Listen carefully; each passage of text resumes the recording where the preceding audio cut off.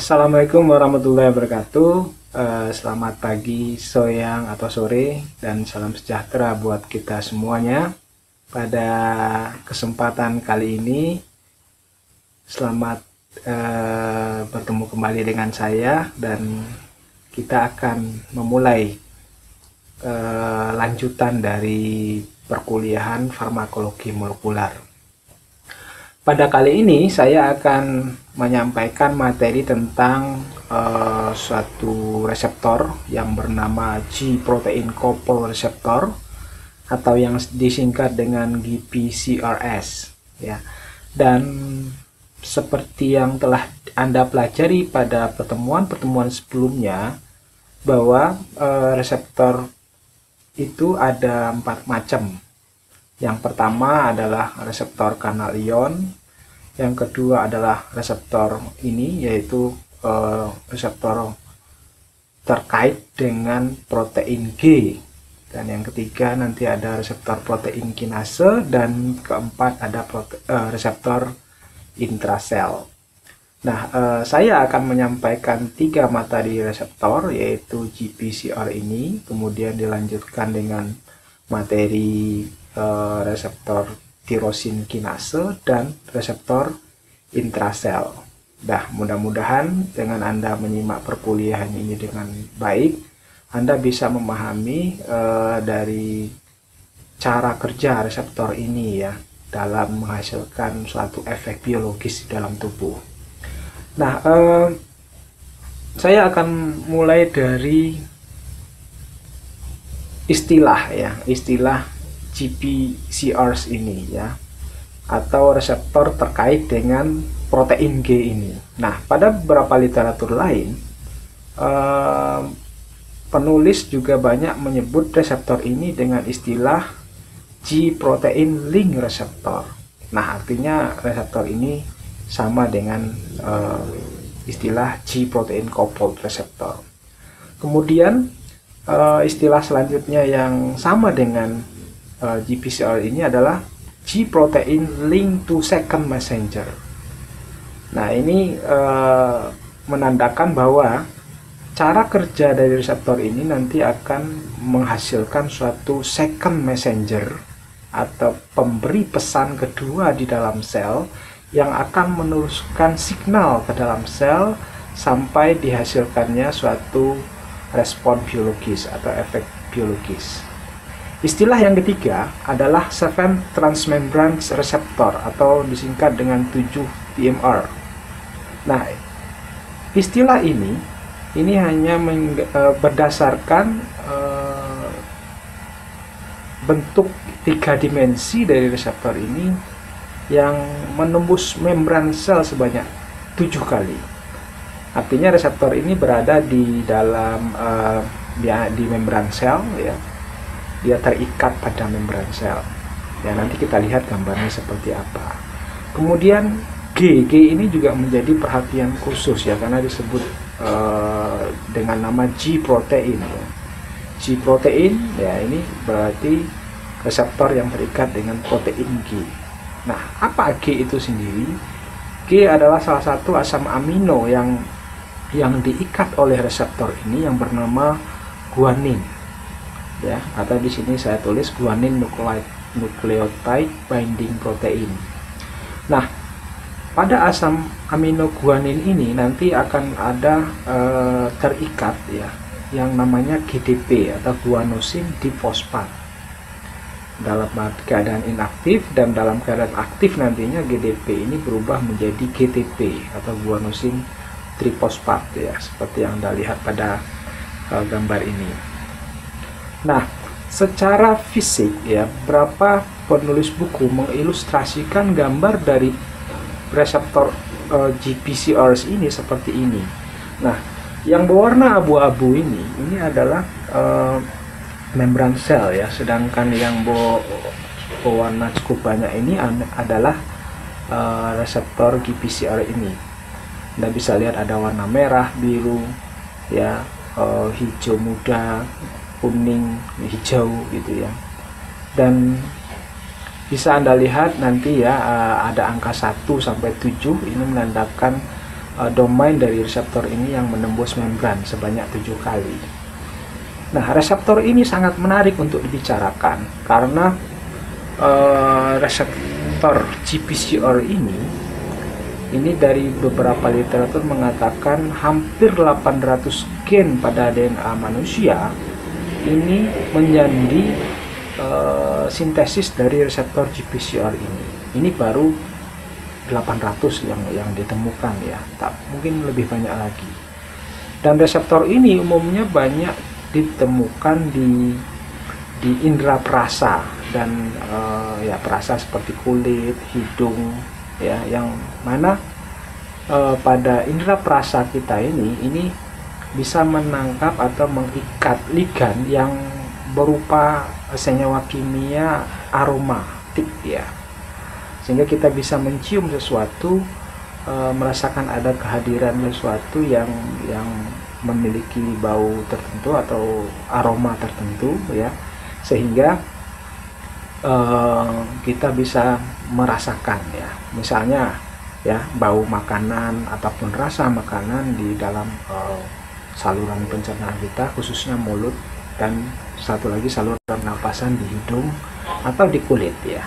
Kemudian untuk model reseptor untuk aksi obat itu ada reseptor beta adrenergic yang juga merupakan jenis reseptornya adalah reseptor GPCR ini. Nah, nanti akan kita pelajari lebih lanjut beberapa reseptor yang merupakan GPCR beserta signal transduksinya sampai menghasilkan efek farmakologis gitu ya untuk pengobatan. Nah, GPCR ini beberapa buku mengatakan ya, setelah dipelajari, diteliti, reseptor ini sangat penting untuk fungsi dari tubuh kita ya, atau physiologically ya, dimana organ tubuh kita itu bisa bekerja dengan diawali adanya impuls atau rangsangan dari senyawa endogen yang berikatan dengan berbagai macam reseptor di dalam tubuh kita yang merupakan jenis reseptor GPCR ini. Dan fungsinya sangat-sangat beragam dan banyak ditemukan pada eukaryotit. Eukaryotes ini umumnya adalah hewan dan manusia. Dan dari sisi penelitian tentang obat-obatan secara farmakologi molekular, reseptor GPCR ini merupakan target aksi dari 40% seluruh obat-obatan yang telah ada. Dan yang paling atau menciri khaskan reseptor ini nanti adalah bentuk signal transduksinya. Signal transduksi dari reseptor GPCR ini cukup banyak, tapi yang penting Anda ketahui ada 2 jalur. Yang pertama adalah jalur CAMP dependent pathway, dan yang kedua adalah IP3-DAG pathway. Ya, CAMP itu adalah singkatan dari cyclic AMP ya, sedangkan IP3 itu adalah inositol triphosphate dan atau DAG ya, diacylglycerol pathway. Nah, nanti akan kita pelajari seperti apa signal transduksi yang dihasilkan oleh aktivasi reseptor GPCR ini.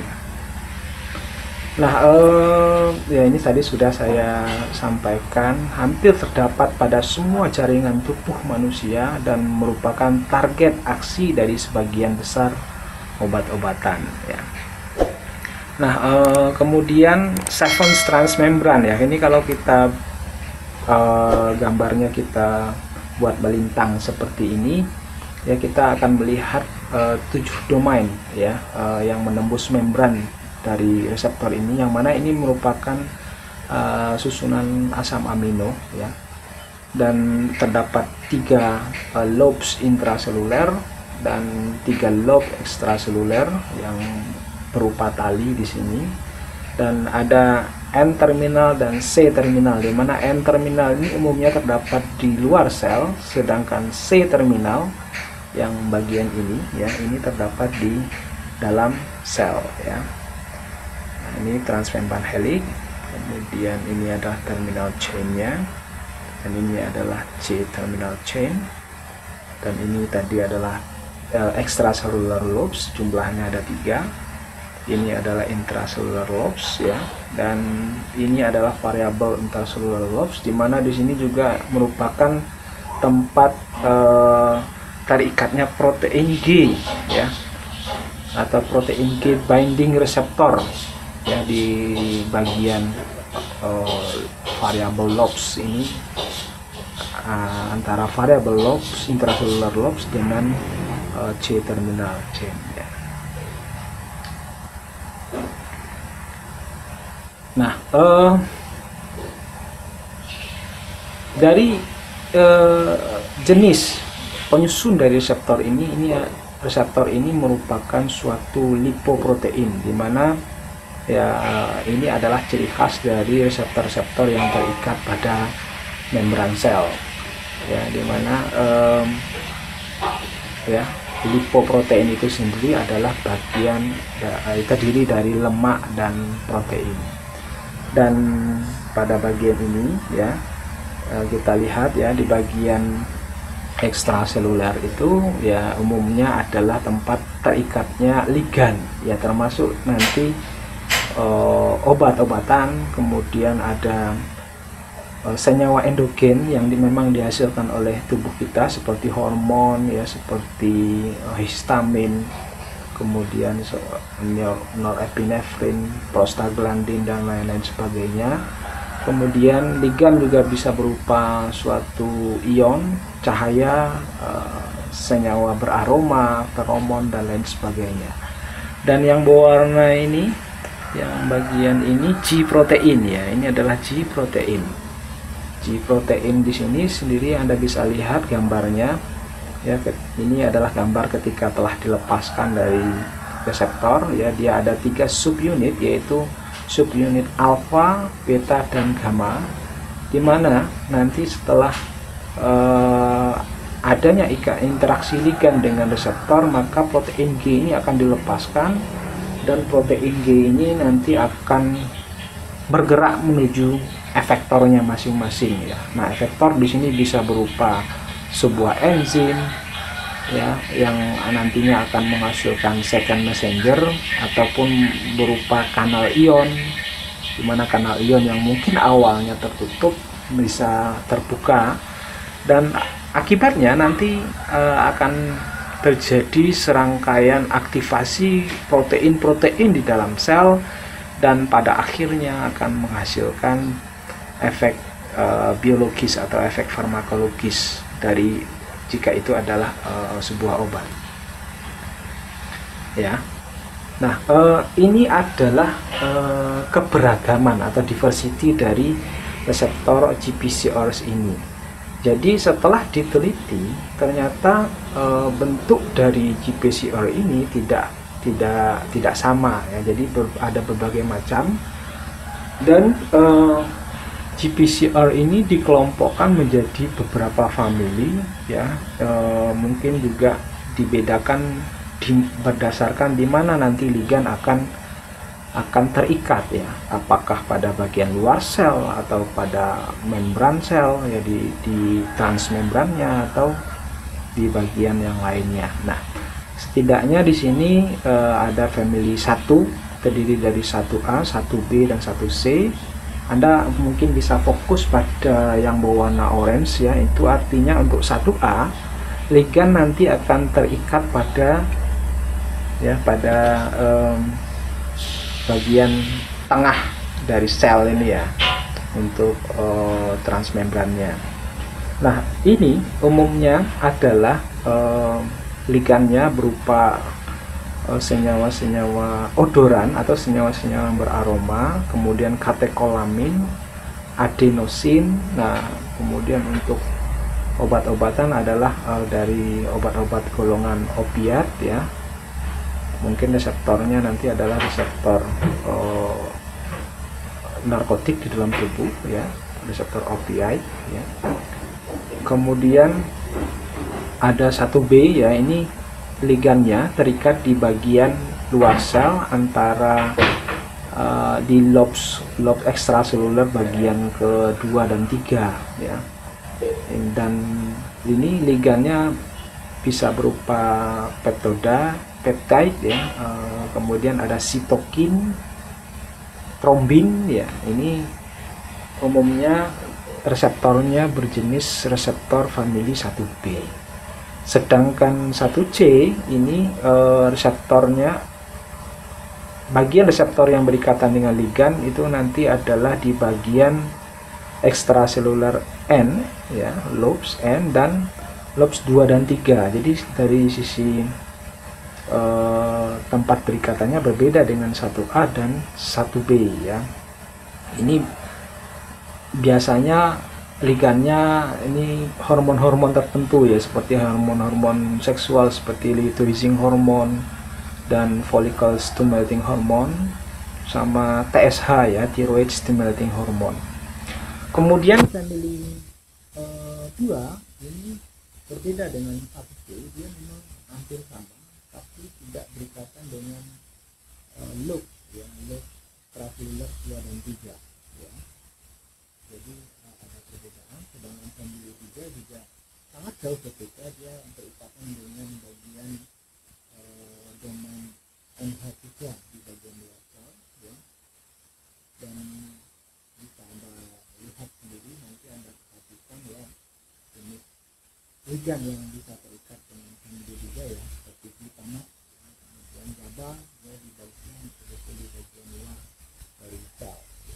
Kemudian ada lagi family 4 dan family 5, ini belum terlalu banyak dipelajari ya. Ada VN1, VN4 ya, yang mungkin juga senyawa endogen ini belum terlalu banyak dipelajari, tapi yang jelas mereka dibedakan berdasarkan tempat di mana ligan itu berikat pada bagian dari reseptor. Oke, mungkin ini sedikit gambaran ya, bahwa jenis dari reseptor GPCRS itu sendiri berbeda-beda ya, dan dibedakan berdasarkan tempat ikatan antara ligan dengan reseptornya. Nah, kemudian ini sama large variety of different agonist. Nah, ini berarti agonis dari GPCRS ini juga sangat banyak sekali ya, seperti yang saya bilang di awal tadi, ada yang berupa senyawa endogen ya, seperti noradrenalin, kemudian neurotransmitter yang dihasilkan oleh sel saraf kita seperti dopamin ya, serotonin, histamin, asetilkolin, memiliki reseptor yang merupakan GPCRs ya. Asam amino seperti glutamat, GABA, ion kalsium, prostaglandin, leukotriene dari golongan lipid ya, kemudian ada angiotensin ya, bradykinin, trombin, hormon-hormon FSH, LH, TSH, dan berbagai macam senyawa ya. Ini memiliki target aksi GPCR, sebuah GPCR ya. Dan nanti pada slide selanjutnya saya akan menjelaskan bagaimana reseptor ini diaktifasi dan apa yang terjadi di dalam sel, signal transduksinya seperti apa. Mungkin akan lebih jelas pada slide berikutnya. Nah, kemudian ini adalah berbagai macam respon fisiologis atau respon biologis dari aktivasi atau stimulasi dari GPCR ini. Dan pada slide ini dibedakan berdasarkan target jaringan ya, misalnya thyroid gland itu adalah kelenjar tiroid, agonisnya atau ligannya adalah hormon TSH, thyroid stimulating hormone.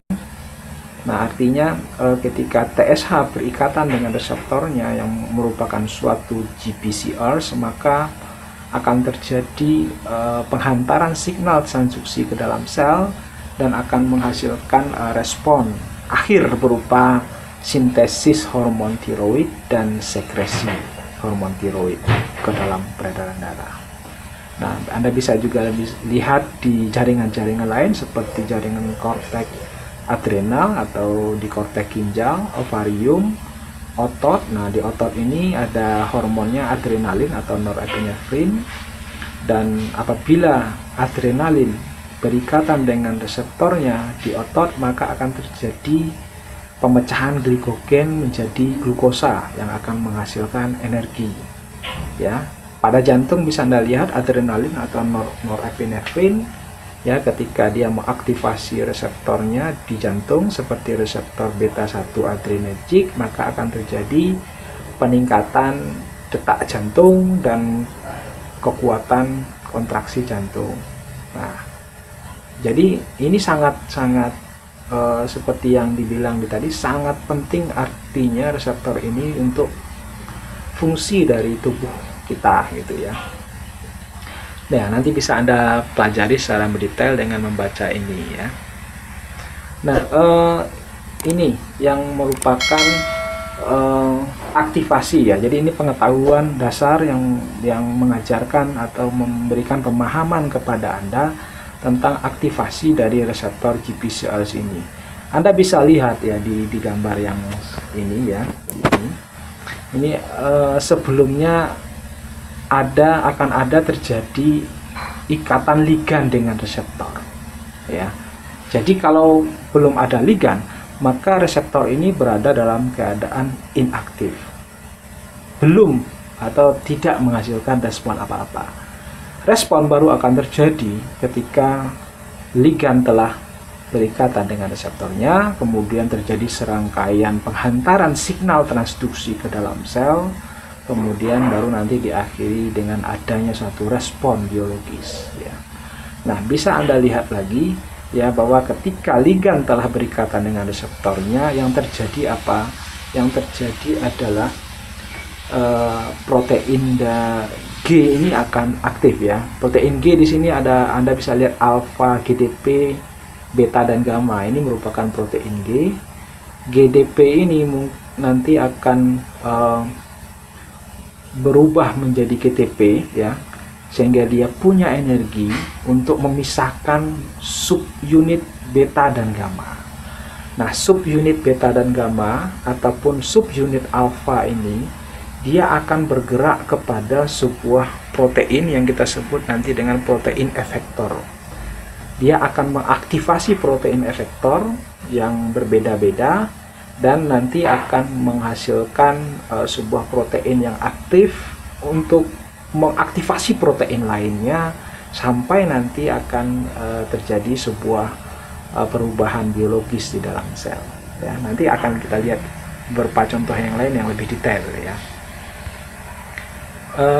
Saya lanjutkan. Nah, saya tadi sudah menyinggung bahwa protein G itu terdiri dari subunit alfa, beta, dan gamma. Kurang lebih gambarnya seperti ini ya. Alfa itu yang berwarna merah, beta berwarna hijau, gamma berwarna ungu pada gambar ini. Dan mari kita lihat ya, ketika dia reseptor telah berikatan dengan ligan, dia akan memisah menjadi subunit alfa, sementara beta dan gamma ini tetap merupakan satu kesatuan ya. Nah, kurang lebih ya seperti ini. Nah, what are G protein linked to second messenger ya. Nah, mungkin di sini saya lebih fokus kepada second messenger. Second messenger sendiri nanti adalah suatu produk yang dihasilkan oleh protein target gitu ya. Nah, protein target ini biasanya berupa suatu protein atau enzim dengan fungsi tertentu. Misalnya membuat produk ketika berinteraksi dengan protein G. Nah, artinya ketika Anda bisa lihat di sini ya, di gambar 1, 2, 3 ya. 1 dan 2 itu belum aktif ya reseptornya. Nah, ketika ada ligan di sini yang berwarna kuning, dia akan merubah ya struktur 3 dimensi dari GPCR, dan akibat ya di sini gambarnya saya ilustrasikan dengan gambar yang miring. Anda bisa lihat ketika gambarnya miring, dia aktif, maka bagian subunit alfa dari protein G ya. Ini yang awalnya GDP menjadi GTP, kemudian terlihat adanya pemisahan subunit beta dan gamma. Subunit beta dan gamma ini nanti dia akan bergerak ke protein yang lain, sedangkan alfa juga sama, dia juga akan bergerak ke umumnya ke protein target. Nah, di sini protein target nanti akan aktif dan menghasilkan produk dari aktifnya protein target ini. Kemudian setelah bagaimana menghentikan proses ini? Ya, proses ini tentu saja tidak berlangsung selamanya. Nah, proses aktivasi protein target dalam menghasilkan second messenger nanti baru akan dihentikan ketika GTP yang terikat pada subunit alfa dari protein G direduksi menjadi GDP oleh enzim GTPase. Ya, sehingga pada gambar berikutnya Anda bisa lihat protein target itu telah terlepas dari subunit alfa dari protein G dan GTP berubah menjadi GDP. Selanjutnya bagian subunit alfa ini akan kembali ke reseptor GPCRs dan berikatan kembali dengan subunit beta dan gamma. Nah, kurang lebih seperti ini perjalanan dari protein G ya dalam kaitannya dengan aktivasi GPCRs. Nah, ini baru di permukaan ya, belum sampai respon yang terjadi di dalam sel.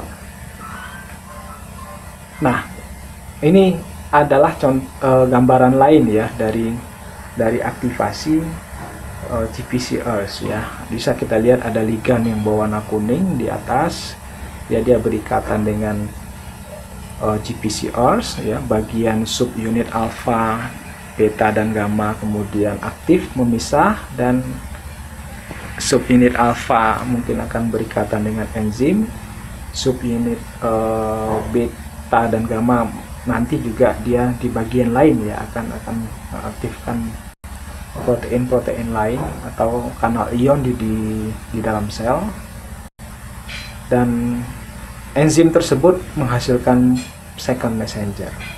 Nah, second messenger yang dihasilkan umumnya juga nanti akan mengaktifasi protein-protein yang lain, dan protein yang aktif tadi juga akan mengaktifasi protein-protein selanjutnya sampai nanti dihasilkan respon biologis ya.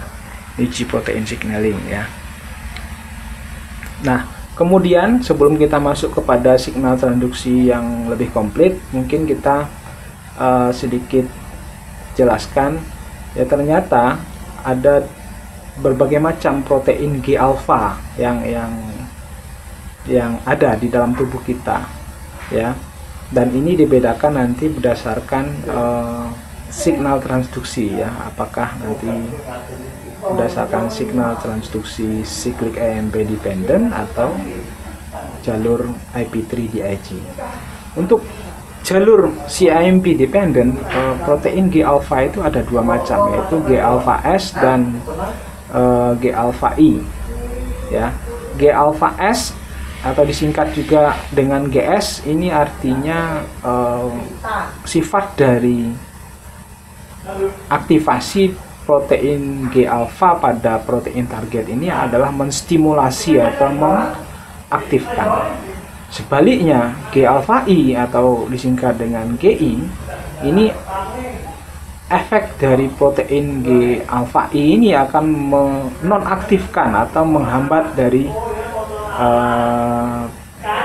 kerja protein target ya. Kemudian untuk jalur IP3 DIG ini protein G alpha-nya kita sebut dengan protein GQ ya, atau GQ. Nah, two important signaling pathway. Nah, kita lihat dulu yang melalui jalur cyclic AMP ya. Protein G alpha-nya tadi ada dua ya, G alpha S atau GS dan G alpha I atau GI. Nah, protein targetnya adalah disebut atau bernama adenyl siklase. Ya, adenyl siklase ini secara alamiah di dalam tubuh dia akan sebuah enzim, ya, siklase itu sebuah enzim, dia akan merubah ATP menjadi siklik AMP. Nah, artinya apa? Ketika sebuah reseptor protein G alfa-nya adalah GS, maka dia akan mengaktifkan enzim adenyl siklase. Kemudian selanjutnya enzim adenyl siklase ini akan merubah ATP menjadi siklik AMP. Siklik AMP nanti akan mengaktifkan satu enzim yang disebut dengan PKA atau protein kinase A. Kemudian protein kinase A ini selanjutnya juga akan mengaktifkan protein-protein yang lain di dalam tubuh. Ya, jadi ini masih sepotong juga ya, belum komplit gitu. Nah, kemudian untuk protein GI, ya, GI yang berwarna merah di sini. Nah, protein GI di sini dia akan menonaktifkan enzim adenyl siklase, ya, sehingga maaf kalau ada suara-suara di belakang ya, maklum di rumah ya. GI ini akan menghambat, ya, aktifnya enzim adenyl siklase, sehingga produksi siklik AMP dari ATP ini akan berkurang, dan sekaligus juga akan mengurangi jumlah enzim PKA yang diaktifasi oleh siklik AMP. Jadi kurang lebih gambaran kasarnya seperti itu ya. Nah, ini adalah contoh diaktifasinya adenyl siklase oleh aktifnya sebuah reseptor GPCRs dengan jenis protein G merupakan protein GS gitu ya. Nah, Anda bisa lihat di sini ya, ketika ligan telah mengaktifasi reseptor, di sini Anda bisa lihat ATP dirubah oleh siklik AMP menjadi oleh subunit alfa dari protein G ya. ATP yang kemudian menjadi siklik AMP yang merupakan second messenger ya, second messenger dari reseptor ini.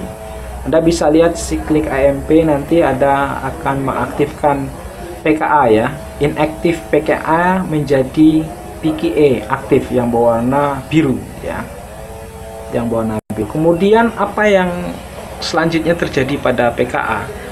PKA itu akan masuk ke dalam inti sel ya melalui sebuah signal ya, dan di sini PKA ini akan mengaktifkan suatu faktor transkripsi ya. Mungkin kalau Anda ingat pelajaran biologi molekuler, sintesis protein itu diawali oleh aktifnya sebuah faktor transkripsi.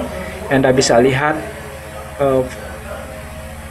protein kinase A ini akan memberikan atau mendonorkan satu atom fosfatnya kepada faktor transkripsi yang belum aktif. Nah, dengan aktifnya faktor transkripsi ini, maka faktor transkripsi ini akan menempel pada DNA biasa, dan dimulailah terjadinya transkripsi DNA ya. Transkripsi DNA selanjutnya nanti akan terjadi sintesis protein ya, entah itu nanti protein yang dihasilkan adalah sebuah hormon atau sebuah enzim atau sebuah protein baru di dalam tubuh yang memiliki fungsi fisiologis tertentu. Contohnya tadi kayak TSH tadi ya, TSH thyroid stimulating hormone, maka efek akhirnya tadi adalah sintesis TSH dan sekresi TSH ke dalam pembuluh darah ya.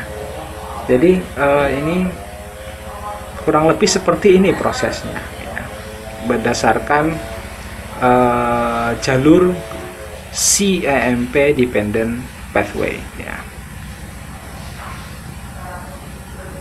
Oke, mungkin untuk slide selanjutnya akan kita bicarakan pada video selanjutnya. Mohon maaf ini tidak penuh karena nanti akan lama uploadnya di channel YouTube ya. Baik, bagi Anda yang punya pertanyaan, nanti saya persilahkan mengajukan pertanyaan pada grup WA yang dibuat oleh ketua kelas, dan saya persilahkan jika ada yang ingin bertanya, silakan bertanya di grup WA menggunakan voice note ya. Jadi nanti Anda silakan gunakan voice note, dan sehingga tidak perlu capek-capek mengetik ya. Dan nanti saya juga akan menjawab dengan voice note, sehingga semua pertanyaan dan jawaban akan bisa didengarkan oleh semua peserta kelas ini. Terima kasih. Wassalamualaikum warahmatullahi wabarakatuh. Sampai ketemu pada video berikutnya.